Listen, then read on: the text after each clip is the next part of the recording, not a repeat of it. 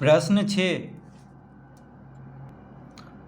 एक टाइल का माप 5 सेंटीमीटर गुना 12 सेंटीमीटर है। एक क्षेत्र को पूर्णतया ढकने के लिए कितनी टाइलों की आवश्यकता होगी जिसकी लंबाई और चौड़ाई क्रमशः 144 सेंटीमीटर और 100 सेंटीमीटर है।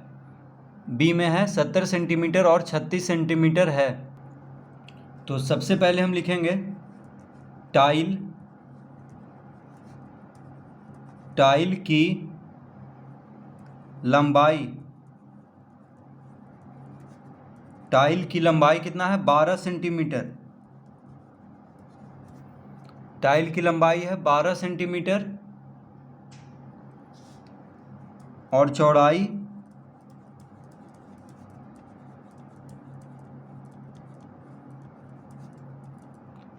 है 5 सेंटीमीटर।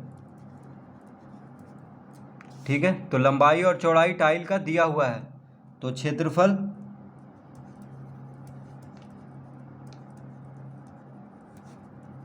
टाइल का क्षेत्रफल कैसे ज्ञात होगा? तो देखिए, टाइल कैसा है? आयताकार है, क्योंकि लंबाई ज़्यादा है, लंबाई और चौड़ाई दिया हुआ है, यानी आयताकार टाइल है। तो क्षेत्रफल कैसे निकलेगा? आयताकार टाइल है यानी आयत के जैसा है, तो क्षेत्रफल निकालने के लिए इसका सूत्र होता है लंबाई। तो आयत का क्षेत्रफल का सूत्र होता है लंबाई गुना चौड़ाई। जब लंबाई चौड़ाई दिया हो तो लंबाई और चौड़ाई को गुना करने पे उसका क्षेत्रफल ज्ञात हो जाएगा। तो 12 गुना 5 यानी कितना आ गया? 12 पचे 60 वर्ग सेंटीमीटर, क्योंकि दोनों सेंटीमीटर में है लंबाई और चौड़ाई, तो इसका क्षेत्रफल हो जाएगा 60 वर्ग सेंटीमीटर।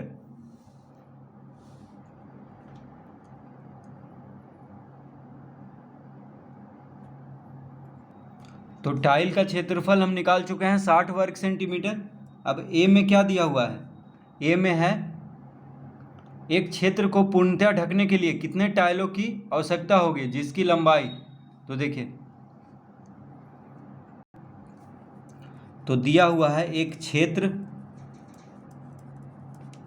क्षेत्र की लंबाई कितना है? 144 सेंटीमीटर और चौड़ाई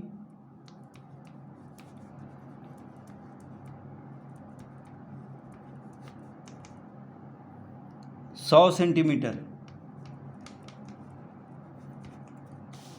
तो क्षेत्रफल कितना हो जाएगा इस क्षेत्र का? अतः क्षेत्रफल बराबर हो जाएगा लंबाई गुना चौड़ाई।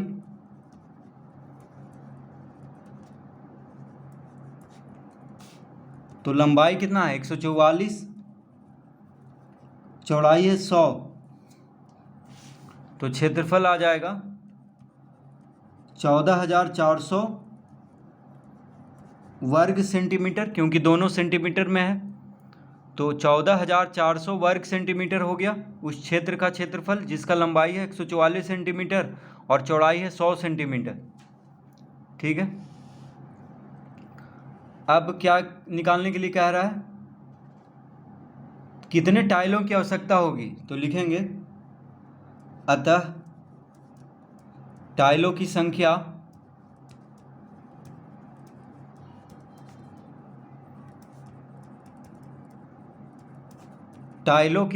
बराबर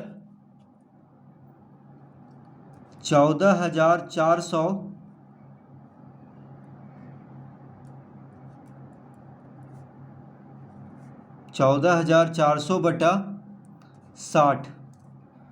तो उस क्षेत्र का क्षेत्रफल कितना आया था? 14,400 वर्ग सेंटीमीटर, और टाइल का क्षेत्रफल कितना आया है? 60 वर्ग सेंटीमीटर। तो टाइलों की संख्या बराबर हो जाएगा उस क्षेत्र का क्षेत्रफल को टाइल का क्षेत्रफल से भाग दे देंगे। ठीक है, तो 1 शून्य से 1 शून्य घट गया, 6 दूना 12, 6 चौक 24 और 1 शून्य यानी 240। तो टाइलों की संख्या कितना होगा? 240। तो 14,400 को 60 से भाग दे देंगे, तो टाइल का क्षेत्रफल आया है 60 वर्ग सेंटीमीटर और उस क्षेत्र का क्षेत्रफल आया है 14,400 वर्ग सेंटीमीटर। तो टाइलों की संख्या कैसे ज्ञात होगा?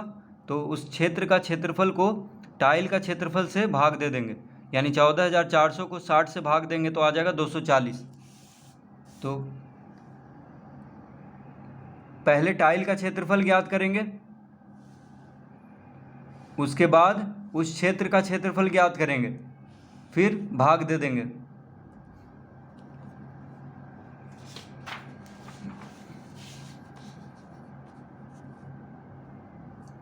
बी में क्या दिया हुआ है? एक क्षेत्र की लंबाई, एक क्षेत्र की लंबाई है 70 सेंटीमीटर। कितना है? 70 सेंटीमीटर। और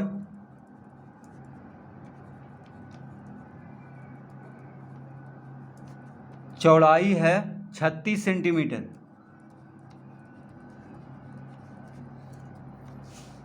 तो एक क्षेत्र की लंबाई है 70 सेंटीमीटर और चौड़ाई है 36 सेंटीमीटर।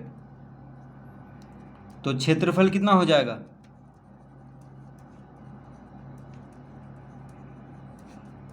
तो क्षेत्रफल कैसे ज्ञात करते हैं? लंबाई गुना चौड़ाई करते हैं। लंबाई गुना चौड़ाई। तो लंबाई कितना है? 70, चौड़ाई है 36।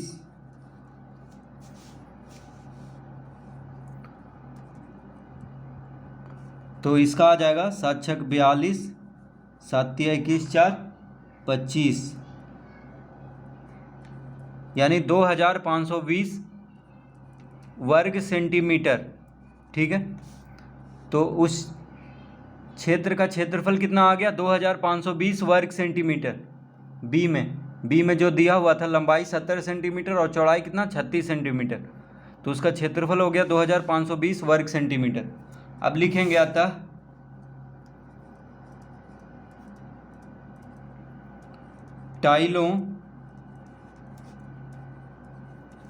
टाइलों की संख्या बराबर। तो टाइलों की संख्या कैसे निकालेंगे? तो 2520 को 60 से भाग देंगे। क्यों देंगे? क्योंकि क्षेत्र का जो बी में दिया हुआ है उसका क्षेत्रफल कितना आया? 2520 वर्ग सेंटीमीटर। और टाइल का क्षेत्रफल हम कितना लाए थे? देखिए, टाइल का क्षेत्रफल हम लाए थे 60 वर्ग सेंटीमीटर। तो उस क्षेत्र का क्षेत्रफल को टाइल का क्षेत्रफल से भाग दे देंगे। तो 1 शून्य से 1 शून्य कट गया, 6 चौको 24, 6 चौको 24, एक इधर गया 12 हो गया, 6 दूना 12, यानी 42 टाइल लगेगा। तो बी का उत्तर हो गया 42 और ए का उत्तर आया था 240। तो इस तरह से प्रश्न 6 हल करेंगे।